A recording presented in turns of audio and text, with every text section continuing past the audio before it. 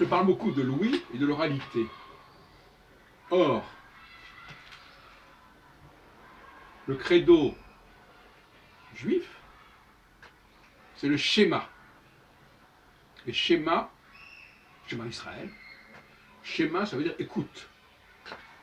Au contraire, écouter, ça renvoie à l'oralité.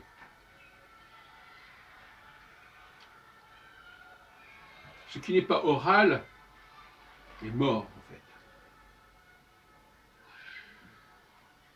Par exemple,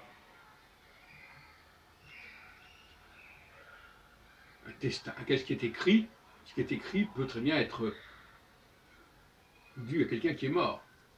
Alors que l'oralité, normalement, maintenant il y a des problèmes d'enregistrement, bon, mais de manière générale, c'est une histoire, l'oralité c'est la vie.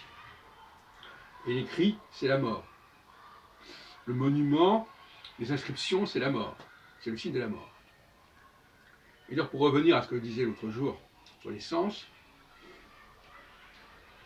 un cadavre peut être bien habillé, peut être parfumé, mais on ne saurait pas le goûter et on ne saurait pas l'écouter. Donc il y a des sens, comme l'odorat et la vue, qui sont des sens qui ne sont liés à la mort et non pas à la vue, non pas à la vie. Parce que la vie, c'est le goût, je peux goûter l'autre, je peux le toucher, je peux l'embrasser, et je peux l'écouter. Je peux le goûter et l'écouter. Donc là, il y a une stratégie, il y a une structure, un clivage très très intéressant. L'oral, on sait qui parle et on sait à qui on parle. L'écrit, on ne sait ni qui parle, ni à qui ça s'adresse. D'où de nombreuses ambiguïtés que l'on connaît fort bien, à savoir que l'on va prendre un texte et on va dire qu'il s'adresse à telle catégorie alors qu'il s'adresse à une autre catégorie.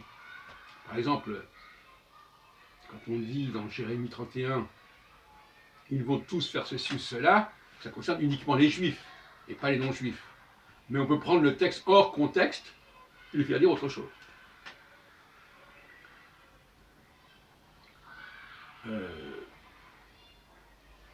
On peut aussi dire que c'est X qui parle, alors que c'est Y qui parle, quand c'est écrit.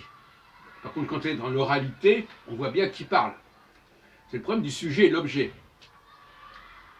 Vous savez qu'aujourd'hui, il y a des auteurs, des historiens, des anthropologues, des philosophes qui disent que ce qui est important, c'est le texte, et non pas l'auteur. Et ça, c'est une position qui est extrêmement grave, extrêmement problématique. Parce que ça signifie que le problème de l'origine n'est pas important. D'ailleurs, entre parenthèses, origine et oralité, il y a la même racine en quelque sorte. L'origine, c'est ce qui sort de la bouche. Et donc, effectivement, dire que le texte est important, l'objet est important, ce qui est en aval est important, parce que l'écrit, c'est toujours ce qui est en aval par rapport à l'oral. Ce qui vient après est plus important que ce qui est avant. Eh bien, on retrouve la première problématique qu'on retrouve dans la Bible, à savoir, qu'on retrouve d'ailleurs à propos d'Ésaü et de Jacob, ce n'est pas l'aîné qui gagne, c'est le cadet. Il y a une formule que je n'ai pas en tête complètement, mais qui dit cela. Et ça, c'est une philosophie qui est liée à des rivalités dynastiques, comme celle qu'on trouve à la mort de Salomon entre le royaume du Nord et le royaume du Sud, le royaume de Juda.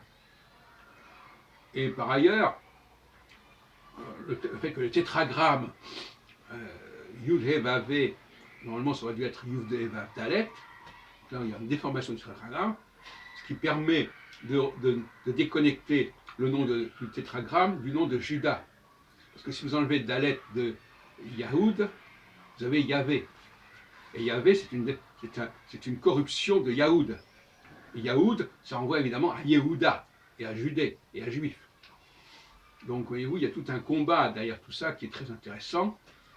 Il faut d'ailleurs se poser des questions concernant cette dialectique qui avait Elohim, on ne trouve Elohim finalement que dans un certain nombre de chapitres du Pentateuque, et après c'est presque toujours Yahvé, Yahoud donc, mais ça reste un problème, je ne sais pas, pourquoi est-ce qu'on a ces deux noms. Elohim c'est un pluriel, a priori, et il est possible que dans le royaume d'Israël, il y ait eu plusieurs dieux, ce serait aussi une piste à rechercher.